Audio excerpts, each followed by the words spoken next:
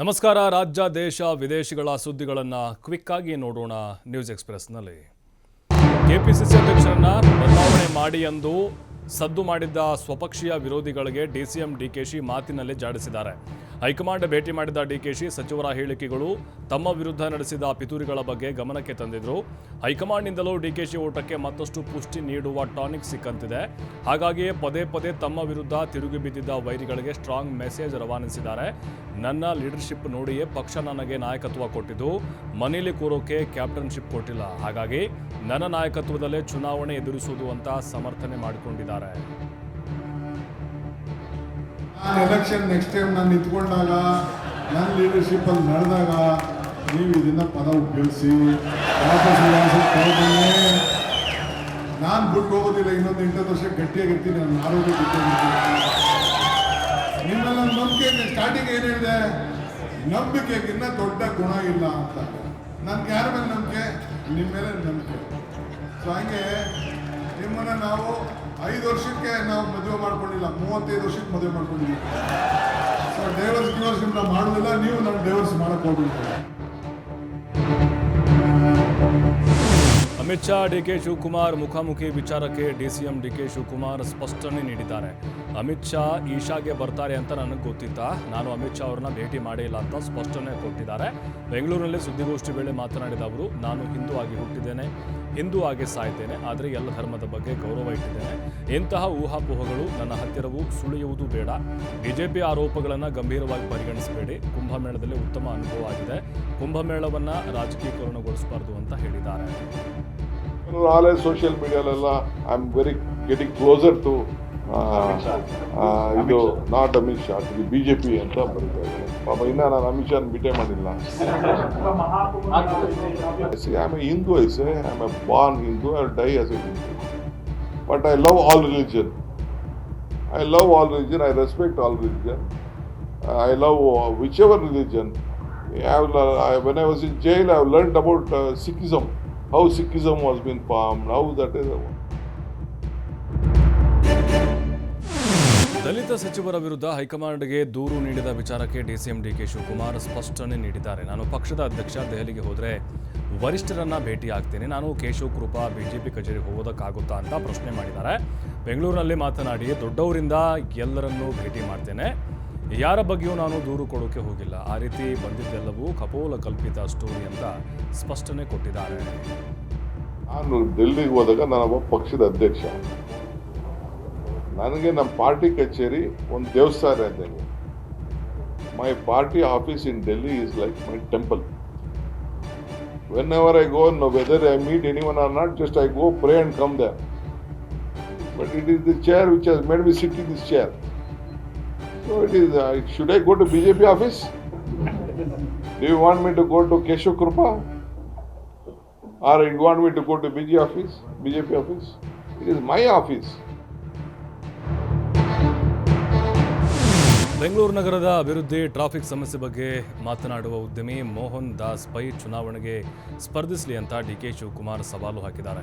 ಬೆಂಗಳೂರಿನಲ್ಲಿ ಮಾತನಾಡಿ, ಮೋಹನ್ ದಾಸ್ ಪೈ ಹಿರಿಯರು, ಅವರು ರಾಜಕೀಯಕ್ಕೆ ಬರಬೇಕು, ಚುನಾವಣೆ ನಿಲ್ಲಬೇಕು, ಅವರು ಸಚಿವರಾಗಲಿ, ಮತ್ತೆ ಮಾತನಾಡಲಿ, ವ್ಯವಸ್ಥೆ ಏನು ಎಂದು ಅವಾಗ ಗೊತ್ತಾಗುತ್ತೆ, ಒಳ್ಳೆ ಕೆಲಸ ಮಾಡುವಾಗ ವಿರೋಧ ಟೀಕೆ ಇದ್ದೇ ಇರುತ್ತೆ ಎಂದು ತಿರುಗೇಟು ನೀಡಿದ್ದಾರೆ.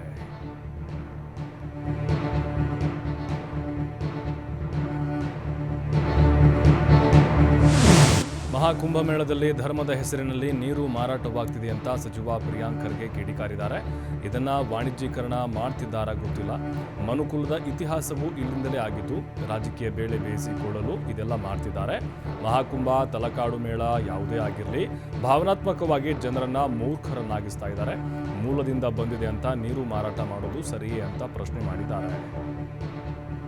ಅವರು ನಿನ್ನೆ ಸುಪ್ರೀಂ ಕೋರ್ಟ್ನಲ್ಲಾದಂಥ ಆದೇಶ ಏನಿದೆ ಕುಮಾರಸ್ವಾಮಿ ಅವ್ರ ಬಗ್ಗೆ, ಅದ್ರ ಬಗ್ಗೆ ಏನು ಕಾಮೆಂಟ್ ಇದೆ?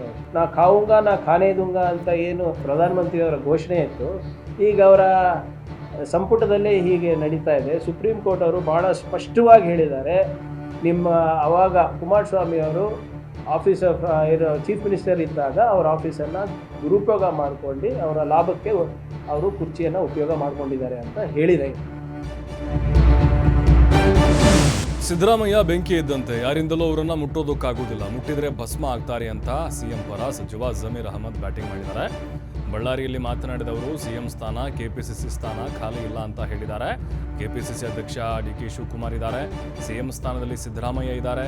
ಖಾಲಿ ಇದ್ರೆ ತಾನೇ ಚರ್ಚೆ. ಸಿಎಂ ಸಿದ್ದರಾಮಯ್ಯ ಕುರ್ಚಿ ಮುಟ್ಟೋಕೆ ಸಾಧ್ಯನಾ?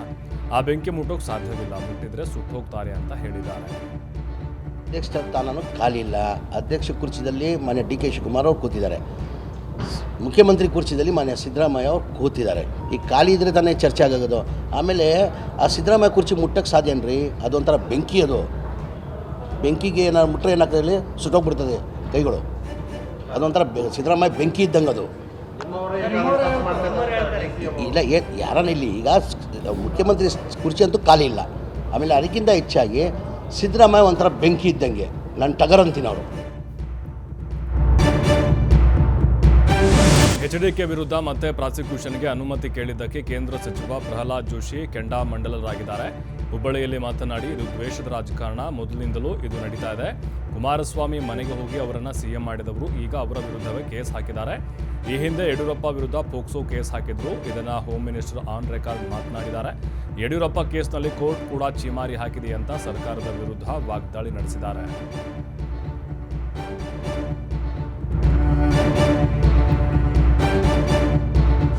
ಕಾಂಗ್ರೆಸ್ ಸರ್ಕಾರ ಉಚಿತ ಗ್ಯಾರಂಟಿಗಳನ್ನು ನೀಡಿ ಜನರ ಜೀವನ ದುಬಾರಿ ಮಾಡಿದೆ ಅಂತ ಕೇಂದ್ರ ಸಚಿವ ಪ್ರಹ್ಲಾದ್ ಜೋಶಿ ಲೇವಡಿ ಮಾಡಿದ್ದಾರೆ.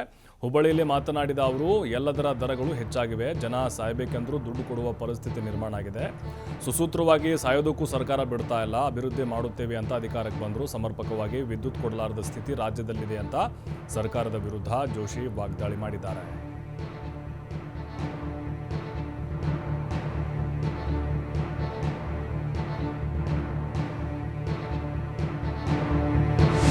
ವಿಜಯಪುರ ಜಿಲ್ಲೆಯ ರೈತರ ವಿರೋಧದ ಮಧ್ಯೆಯೂ ತೆಲಂಗಾಣಕ್ಕೆ ರಾಜ್ಯ ಸರ್ಕಾರ ನೀರು ಬಿಡುಗಡೆ ಮಾಡಿದೆ. ಆಲಮಟ್ಟಿ ಜಲಾಶಯದಿಂದ 1.27 ಟಿಎಂಸಿ ನೀರು ತೆಲಂಗಾಣ ರಾಜ್ಯಕ್ಕೆ ರಿಲೀಸ್ ಮಾಡಲಾಗಿದೆ.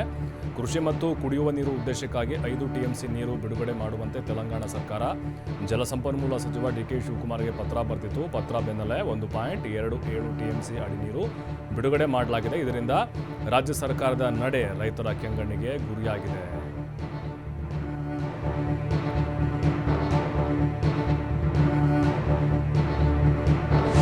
ಆಲಮಟ್ಟಿ ಜಲಾಶಯದಿಂದ ತೆಲಂಗಾಣಕ್ಕೆ 1.27 ಟಿಎಂಸಿ ನೀರು ಬಿಡುಗಡೆ ವಿಚಾರಕ್ಕೆ ಸಂಬಂಧಿಸಿದಂತೆ ಡಿ.ಕೆ. ಶಿವಕುಮಾರ್ ಪ್ರತಿಕ್ರಿಯೆ ಕೊಟ್ಟಿದ್ದಾರೆ. ಕೃಷಿ ಮತ್ತು ಕುಡಿಯುವ ನೀರು ಉದ್ದೇಶಕ್ಕಾಗಿ 5 ಟಿಎಂಸಿ ನೀರು ಬಿಡುಗಡೆ ಮಾಡುವಂತೆ ಸರ್ಕಾರಕ್ಕೆ ಪತ್ರ ಬರೆದಿದ್ರು. ಹೀಗಾಗಿ 1.27 ಟಿಎಂಸಿ ನೀರು ಬಿಟ್ಟಿದ್ದೇವೆ ಅಂತ ಹೇಳಿದರು. ಬಾರ್ಡರ್ ಏರಿಯಾದಲ್ಲಿ ನಮ್ಮ ಪರಿಸ್ಥಿತಿ ಗಮನದಲ್ಲಿಟ್ಟುಕೊಂಡು ನೀರು ಬಿಡುಗಡೆ ಮಾಡಿದ್ದೇವೆ, ಅವರು ಕೂಡ ನಮಗೆ ಸಹಾಯ ಮಾಡಿದ್ರು ಅಂತ ಹೇಳಿದ್ದಾರೆ. ಅವ್ರಿಗೆ ನೀರು ಕೊಡೋದು, ಅವರು ನಮ್ಗೆ ಸಹಾಯ ಮಾಡೋದು, ಮಹಾರಾಷ್ಟ್ರ ಇರ್ಬೋದು, ತೆಲಂಗಾಣ ಇರ್ಬೋದು, ಆಂಧ್ರ ಇರ್ಬೋದು, ಅಕ್ಕಪಕ್ಕ ರಾಜ್ಯಗಳಲ್ಲಿ ಬೇಕಾದಷ್ಟು ನಮಗೂ ಅವ್ರಿಗೂ ಮೊದಲಿಂದನೂ ಕೊಟ್ಕೊಂಡು ಬಂದಿದ್ದೇವೆ. ಅವರು ನಮಗೆ ಕೆಲವು ಸಂದರ್ಭದಲ್ಲಿ ಸಹಕಾರ ಕೊಟ್ಟಿದ್ದಾರೆ. ನಾನು ಎಮರ್ಜೆನ್ಸಿಗೆ 1 TMCಗೆ ರಿಲೀಸ್ ಮಾಡಿದ್ದೀನಿ. There is no unofficial release. I have signed the paper myself. ಅವರೆಲ್ಲ ಬಂದು, ಮಿನಿಸ್ಟರ್ಸ್ ಎಲ್ಲ ಬಂದು ಪರ್ಸನಲಾಗಿ ರಿಕ್ವೆಸ್ಟ್ ಮಾಡಿದರು. ಇರಿಗೇಷನ್ ಮಿನಿಸ್ಟ್ರು ಪರ್ಸನಲಾಗಿ ಮಾತಾಡಿದರು. ಸೊ ಅವರೆಲ್ಲ ಬಂದು ಪರಿಸ್ಥಿತಿನ ತಿಳ್ಕೊಂಡು ನಮ್ಮ ಬಾರ್ಡ್ರ್ ಏರಿಯಲ್ಲಿ ನಮ್ಮ ನೀರಿನ ಪರಿಸ್ಥಿತಿನ ಗಮನದಲ್ಲಿ ಇಟ್ಕೊಂಡು ನಾವು ಅವ್ರಿಗೆ ಕೆಲವು ಕೊಟ್ಟಿದ್ದೀವಿ. ಅದರಲ್ಲೇನು ಎಮರ್ಜೆನ್ಸಿ ಕೆಲವು ಕ್ರಾಪ್ ಇರ್ಬೋದು, ಕುಡಿಯೋ ನೀರಿಗೆ we have to help them, will help them.